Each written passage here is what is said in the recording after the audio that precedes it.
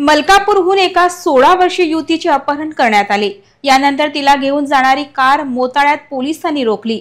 दरम्यान पोलिसांची नाकाबंदी तोडून कार पुढे सुसाट निघाली, पण गाडीचे टायर फुटले आणि सदर गाडी बाजूच्या एका शेतामध्ये जाऊन अपघातग्रस्त झाली। यानंतर पोलिसांनी तिघांना ताब्यात घेत मुलीची सुटका केली आहे।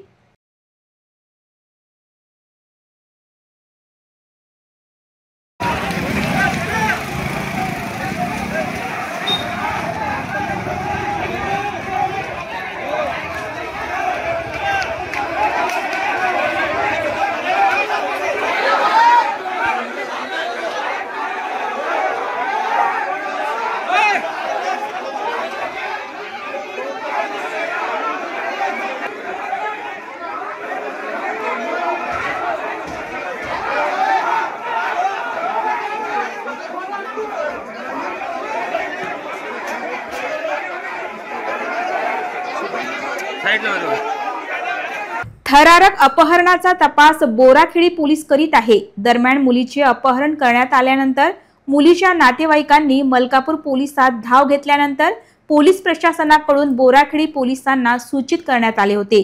त्यानंतर बोराखेडी पोलिसांनी आज सकाळी 9 वाजेपासून साक्षी हॉटेल जवळ आणि बोराखेडी फाटा अशा 2 ठिकाणी नाकाबंदी केली होती। दरम्यान लाल रंगाची कार साक्षी हॉटेल जवळ थांबवण्यात आली, परंतु अपहरण करणाऱ्या आरोपींनी गाडी थांबवण्याचे नाटक केले आणि पोलीस जवळ येत असल्याचे पाहून पुन्हा गाडी सुसाट पुढे नेली। तर बोराखेडी फाट्याजवळच्या नाकेबंदीला पण त्यांनी न जुमानता गाडी सुसाट वेगाने नेली। यानंतर पोलिसांनी गाडीचा पाठलाग सुरू केला होता। सदरची गाडी बुलढाण्याच्या दिशेने टाकली तेव्हा गाडीचे टायर फुटले आणि गाडी थेट शेतात घुसली। त्या ठिकाणी सर्व आरोपींना ताब्यात घेण्यात आले। तर गाडीचा पिछा करणाऱ्या दुसऱ्या गाडीतील लोक अत्यंत आक्रमक होते। तिथे जमलेल्या काही जमावाने मिळून सदर कार जाळण्याचा प्रयत्न केला गेला, तर आरोपी मुलांना जबर मारहाण सुद्धा करण्यात आली। अर्थात हा प्रकार अपहरणाचा आहे का, याबाबत प्राथमिक शंका व्यक्त होत आहे। मध्ये अपहरणाचा एक प्रकरण समोर आलंय, काय नेमकी घटना आहे? सकाळी 3 मुली शाळेत जाण्यासाठी निघाल्या असताना एक लाल रंगाच्या स्विफ्ट VDI गाडीमध्ये 3 इसमांनी एका मुलीचं अपहरण केलं।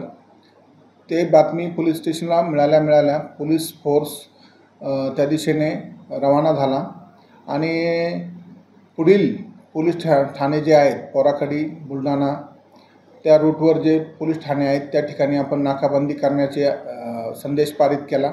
त्याप्रमाणे त्या गाडीचा पाठलाग केला आणि गाडी बोराखेडी पोलीस स्टेशन हद्दीमध्ये डिटेन करण्यात आली व त्या मुलीची सुटका करण्यात आली व ते आरोपी देखील ताब्यात घेण्यात आलेले आहेत। एकूण किती आरोपी आहेत? एकूण 3 आरोपी आहेत। ते प्रथमदर्शनी मिळालेल्या माहितीप्रमाणे माजलगाव जिल्हा बीड या ठिकाणचे आहेत। आरोपी ताब्यात आहेत, कारवाई करत आहोत। आरोपींकडून सखोल माहिती घेऊन सदर प्रकरणाबाबत सत्य परिस्थिती समोर आणण्यात येईल।